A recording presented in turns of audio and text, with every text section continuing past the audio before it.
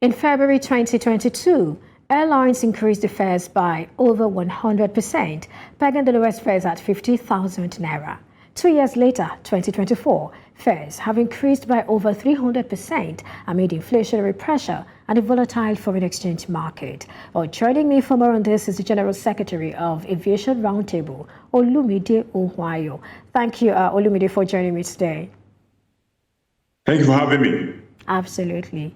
All right, so Nigerians are actually faced with a rising cost of living on all fronts, including transportation, and airfares are not left out. Now, when should Nigerians, expect to see reduced prices and maybe get back to 2019 levels in the aviation sector? Well, let me let you know that I'm also part of the Nigerians. I'm not in Lagos State at the moment. I flew to Nasarawa State 2 days ago, and I paid over 300,000 naira for that ticket. A return ticket? So, yes, I paid over 300,000 for that ticket, a domestic ticket. Over 300,000, and I'm in the industry. So you can see that the pain is all around, and nobody's left behind. And that's why we pray and look forward. I don't want to use prayer. That's why we look forward to pragmatic approach to bring down the inflationary trend. The industry is not isolated in the sense that 80% of our operating expenses are dollar dominated. So with the fluctuation of the naira, aviation industry was badly hit. Again, with the removal of subsidy that brought the general inflationary trend, also affected other services within the industry and other providers, and that has also affected the general brought about a general increase increase in the cost of operation for the airlines. And I think we are all in this now, and the only way out for us is for the government to sit down, roll up their sleeves, and see how they can stabilize the naira, how they can encourage investments, and also ensure that we have a stable rate that can attract investors to invest in the sector. Because right now, nobody wants to come into a market that the value of this currency is fluctuating.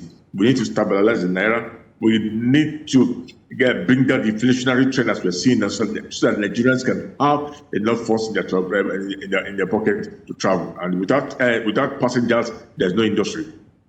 You can say that again: without passengers, there is no industry. But I like the fact that you talked about subsidy removal, and then some industry players have actually talked about the expected supply of aviation fuel from refineries in Nigeria, whether you want to talk about the Dangote refinery or some other private refineries that are springing up across the country. Now, do you think that will not hurt the rising prices of airfares? Because there are some analysts who are saying that it's not going to stop anything. The airfares will not drop just because we're having, local oil, or let's say local jet fuel. Well, that's not true. If we have fuel refined in Nigeria, aviation fuel refined in Nigeria, we are sure that the cost of aviation fuel will go down a bit. As of today, it's over 1,300 naira per liter, depending on where you are buying from. The further you leave Lagos, the higher the price. And that's for the airline itself, the major operating expenses for them is aviation fuel, which is about between 35 to 40%, depending on how the airline is able to negotiate with their fuel suppliers.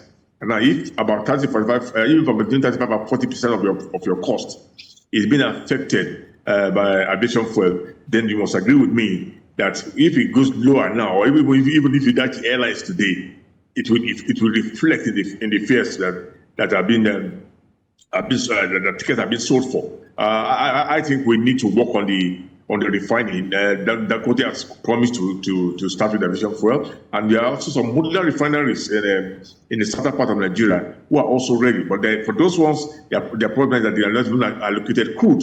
So I think the government should look at that and see how this it's not only aviation fuel that will benefit, but also the diesel companies are going to benefit. And once companies benefit, you are sure that movement of goods and services will go down, and the infrastructure will also go down and also help the industry. So we look forward to those to the modular refineries. We look forward to Dangote. If we can refine aviation fuel within Nigeria, yes, it will bring down the aviation fuel price and also invariably bring down the ticket fare.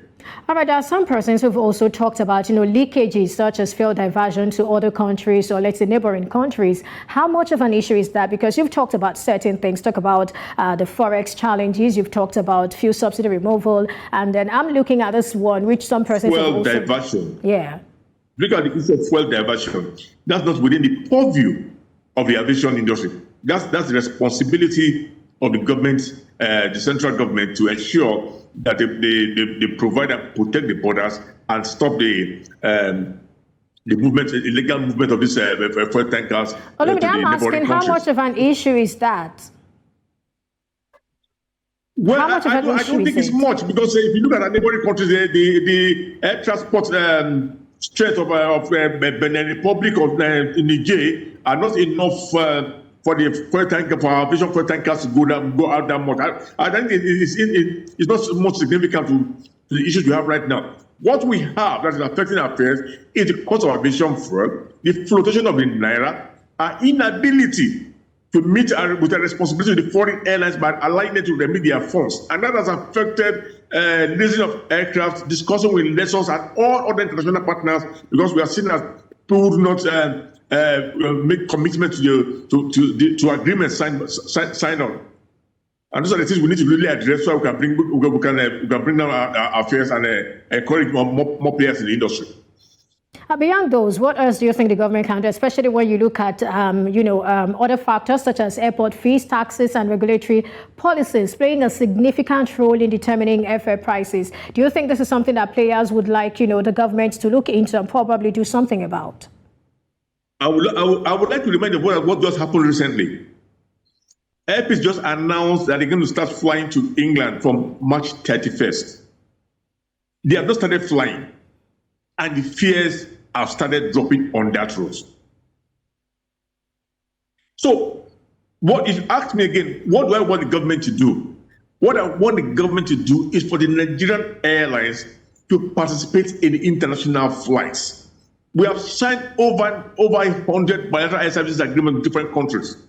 And there's a reciprocity clause in each of those agreements that you must operate yours. If you're coming to my country 20 times, then your own airline must come to our country 20 times. So what I'm looking at here is that if we do not have private airlines or Nigerian airlines that can do it, we must encourage them to partner with some investors and operate.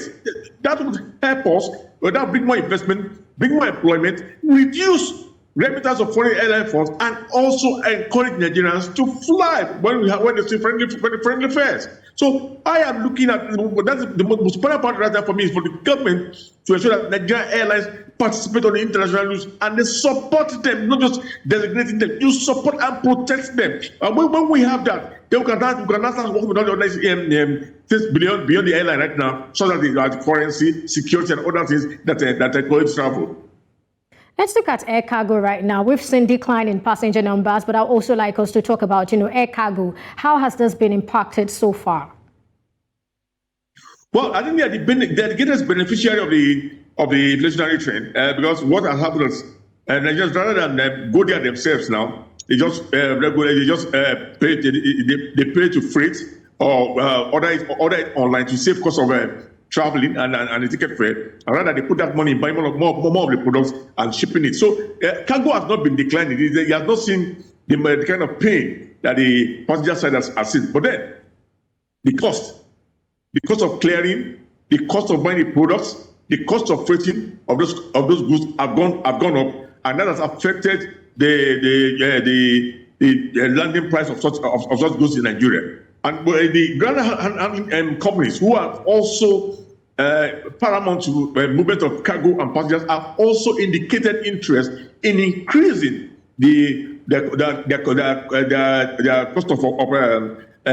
cost of charges to airlines and all other companies and non-scheduled operators. So they are going to bring a new handling charge. This handling charge is going to affect. Definitely going to affect the price of ticket and also cost of freighting goods.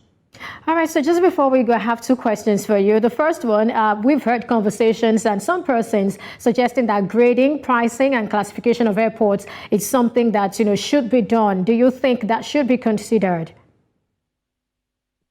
I totally agree with you. Yeah, but if you do that, you'll be able to encourage some airlines to go into some airports that don't have enough, don't have sufficient flights, and rather than running away from the airport. Because what we have right now is a standard fare for and weights and other specifications. What you obtain in the Lagos airport is what you're going to get somewhere in Minna, provided it's operated by fund. So the industry players have called for the grading, like you said, for this grading of this airport, so that you can encourage those airports without air services, or with little or no air services, to have more flights. And I think I support that grading, and that's also very good for us, and that would encourage more flights. I'm happy what Minna Airport has just done with the desire to upgrade the airport, and I think to see how they can link the airport to the ecosystem of the Nigerian state government, which is more of an agro state, so they can move products from Minna more quickly and faster to the market, international and domestic. So I think that's a good one for the Nigerian state government, and I hope the partnership with the Federal Airport Authority of Nigeria will work. I'm afraid I have just 20 seconds to get your thoughts on this. Finally, where are we? Has the Nigerian government paid up all outstanding to local and international airlines? No. What was paid off was the ones that were trapped in the Central Bank of Nigeria.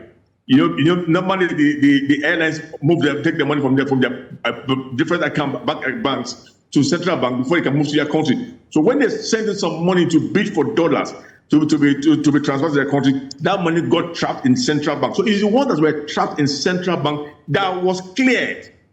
They still have their funds that are in their Nigerian banks. And to another man, you say, how can you say my money that is in the account is trapped? It's trapped in the sense that the agreement says after the payment of charges, fares, and other fees and taxes to Nigerian government and other responsibilities, other fiscal responsibilities in Nigeria, the remainder of that ticket fare must be transferred at the prevailing exchange rate to their home country.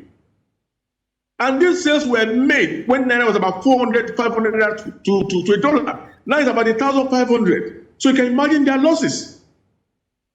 And they cannot use black market. They cannot use mala. Because if you do that, you'll be charged for money laundering. You can only allow that kind of volume to the Central Bank of Nigeria. So their funds are still trapped. All right, thank you so much, Olumide Ohunayo, General Secretary, Aviation Roundtable. Thank you for sharing your thoughts with us today on the show. Thank you for having me. Well, that's it on this edition of Business Edge. Thank you for watching. You can follow us on social media. We are at News Central TV. Thank you for watching once again. Bye for now. I am Perpetua Fasanmi-Peter.